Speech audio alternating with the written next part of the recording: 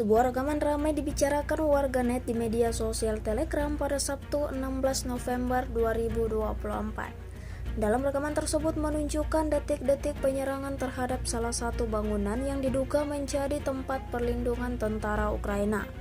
Tepatnya di Kurakovo, militer Rusia melancarkan serangan bom FAB hingga timbulkan ledakan dahsyat. Seperti yang terlihat dalam rekaman, disebutkan dalam keterangan unggahan ada banyak korban jiwa dalam insiden ini. Beberapa lusin tentara musuh masih berada di bawah reruntuhan.